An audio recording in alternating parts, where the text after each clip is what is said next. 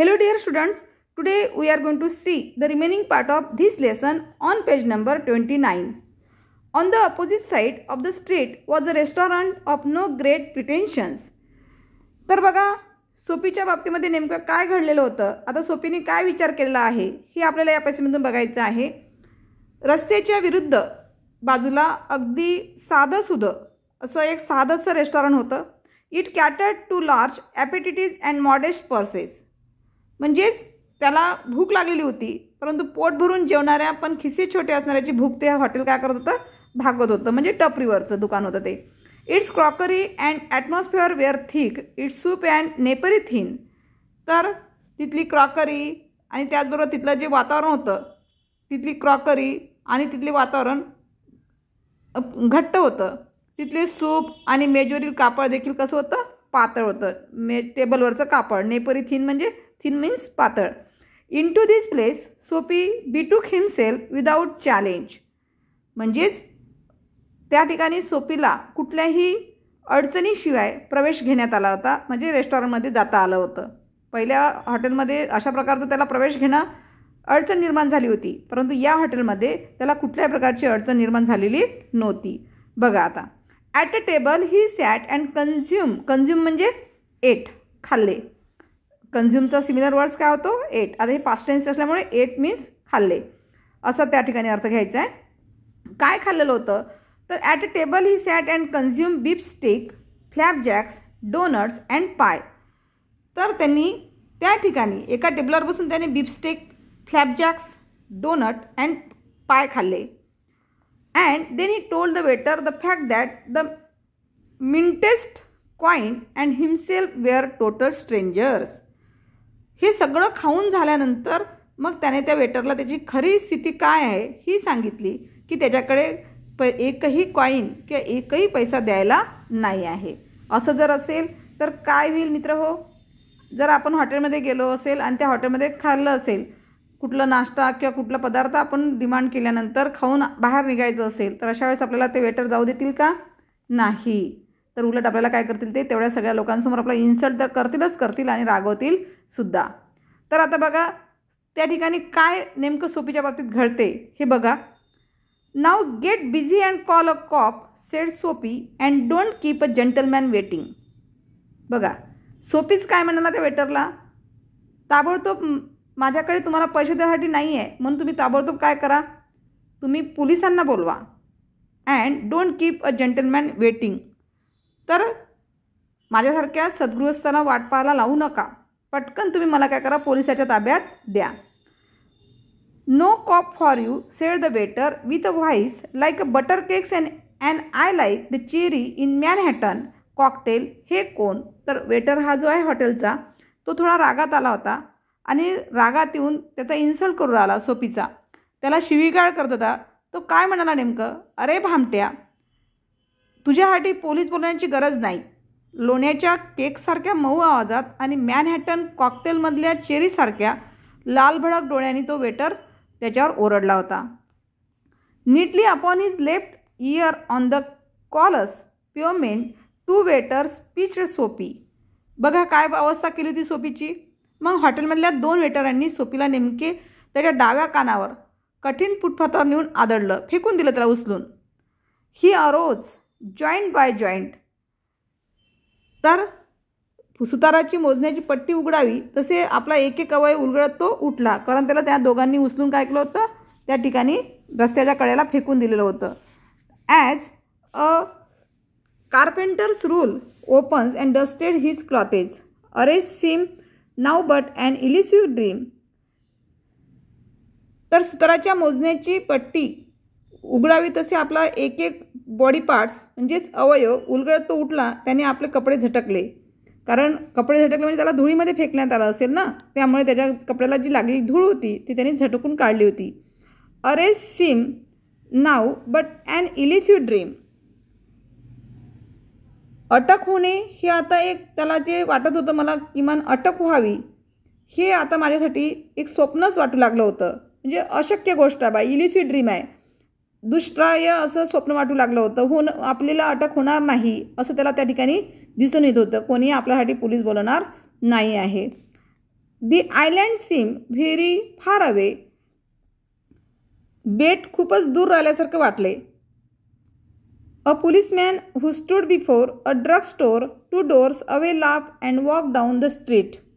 2 block पलीकडे औषधाच्या दुकानासमोर उभा असलेला पोलिसही त्याच्याकडे पाहून हसला आणि तिथून निघून गेला. बघा, या सोपीला रस्त्यावर फेकून जरी दिलं तरीही याला कोणी मदत केलेली नव्हती आणि इवन थोडं काही अंतरावर पोलीस त्याच्याकडे बघून सुद्धा हसू लागला, पण त्याला कुठल्याही प्रकारचं अटक वगैरे त्याने केलेली नव्हती आणि तिथून तो निघून गेलेला होता. Now next passage. Let us see next passage. Soapy was seized with a sudden fear that some dreadful enchantment had rendered him immune to arrest. बघा, या ठिकाणी त्याला काय सांगायचं आहे. अचानक एखाद्या भयंकर जादूमुळे आपल्याला अटक प्रतिबंधक शक्ती मिळाली आहे की काय, याच भीतीने सोपीला ग्रासलेलं होतं. He was in a state of panic and when he came upon another policeman lounging grandly in front of a glittering theatre, he caught at the immediate straw of disorderly conduct. तर या ठिकाणी त्याला नेमकं काय सांगायचं आहे. त्या घाबरलेल्या अवस्थेत असतानाच त्यांना एका शानदार थिएटरसमोर आणखी एक पोलीस असं शांतपणे निवांतपणे फिरताना दिसला आणि लगेच त्याने काहीतरी बेशिस्त दुवर्तन करायची संधी त्यांनी साधायचं ठरलं होतं. म्हणजे त्याच्या मनात त्याला नेमकं काय करायचं होतं की पोलीस समोर आला की आपण काहीतरी असं बेशिस्त वर्तन करायचं, डिसबिहेवियर करायचं की जेणेकरून पोलीस आपल्याला काय करेल, पकडेल आणि आपल्याला कुठे घेऊन जाणार, इन अ प्रिझन, कैदेमध्ये टाकणार. हेच त्याला अपेक्षित होतं आणि तशाच प्रकारची संधी तो पाहत होता. पण सगळे त्याचे प्लॅन काय होत चालले होते, फेल ठरत होते. Now see the next passage. On the sidewalk Soapy began to yell drunken gibberish at the top of his harsh voice. He dance, howled, rave and otherwise disturb the skies. तर बघा, आता समोर आपल्यासमोर जर police आहेत मग आपण काय केलं पाहिजे म्हणून त्यांनी एक वेगळ्याच प्रकारचं कृत्य केलं होतं. कुठलं कृत्य केलं होतं बघा. सोपी फुटपाथवर आपल्या भसाड्या आवाजात म्हणजे मोठ्या आवाजामध्ये दारू पिणाऱ्या माणसासारखा मोठमोठ्याने बरगळू लागला, नाचू. ॲक्च्युली तो दारू पिला नव्हता, पण तशा प्रकारे त्यांनी सोंग केलं होतं, ढोंग केलं होतं. मोठमोठ्या आवाजामध्ये बरगळू लागला, लाईक अ ड्रंकर पर्सन. नाचू लागला, ओरडू लागला, बळबळू लागला आणि त्याने सगळे वातावरण तिथलं काय करून टाकलं होतं, डिस्टर्ब द स्काईज, म्हणजे सगळं वातावरण त्या ठिकाणी त्यांनी बिघडून टाकलं होतं. द पोलिसमॅन मियरली ट्वीड his club turn his back to Soapy and remark to a citizen, it's one of them, Yale lads, celebration the goose egg they give to the Hartford college, noisy but no harm, we have instruction to let them be. पोलिसांनी आपल्याजवळची जी काडी आहे, stick आहे, ती stick फिरवली आणि सोपीकडे पाठ फिरून एका इस्माला म्हणाला, हार्टफोर्ड कॉलेजला 0 गुणाने हरवल्याबद्दल आनंद साजरा करणारा एलचा कोणी पोरगा दिसतो. दंगा करतात पण बाकी काही उपद्रव नाही, त्यामुळे त्यांना काही न करण्याचे आम्हाला आदेश दिले आहेत. बघा, जे सोपीने ठरलं होतं ते तसं काही या ठिकाणी घडत नव्हतं. म्हणजे घडू राहिलं होतं का, नाही. सोपीला वाटत होतं की आपण अशा प्रकारे दंगा केला तर पोलिसांच्या समोर तर आपल्याला पोलीस काय करेल, पकडून घेऊन जाईल, पण तसं काही होत नसते.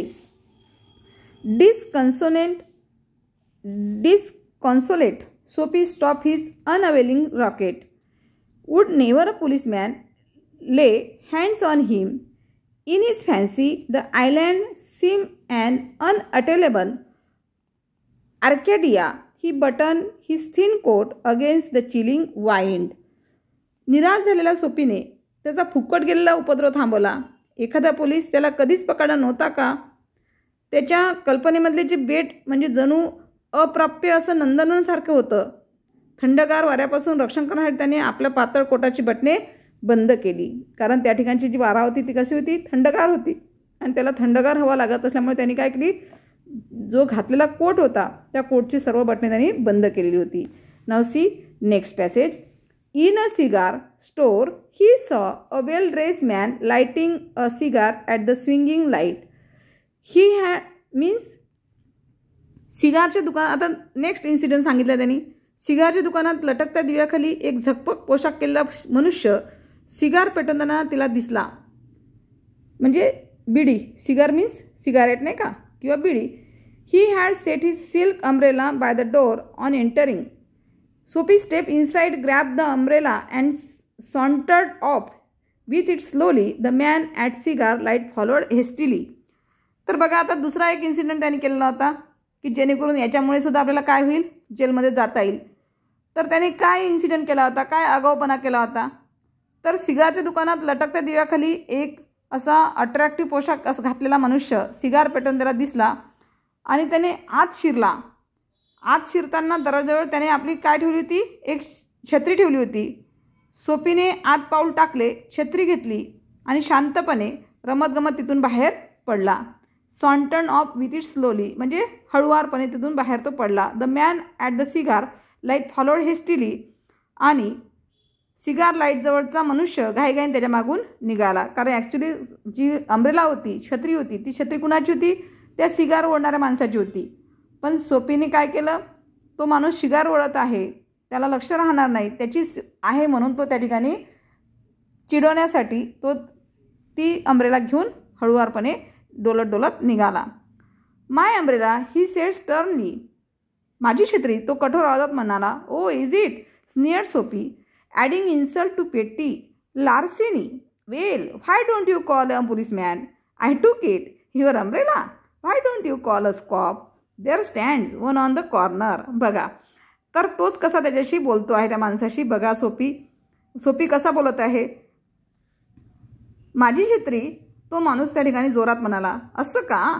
भुरटी चोरी करून त्याला उपासाने खिजवीत सोफीने विचारले. मग तुम्ही पोलिसांना बोलावो, मी घेतली तुमची छत्री. पोलिसांना का बोलवत नाहीत, तिथे कोपऱ्यावर एक पोलीस उभा आहे. Why don't you call a cop, there stands one on the corner. तुम्ही पोलिसांना का बोलवत नाही, तिथे एक कोपऱ्यावर एक पोलीस उभा आहे, असं त्या ठिकाणी त्यांनी सोफीने त्याला सांगितलेलं होतं. Let us stop here.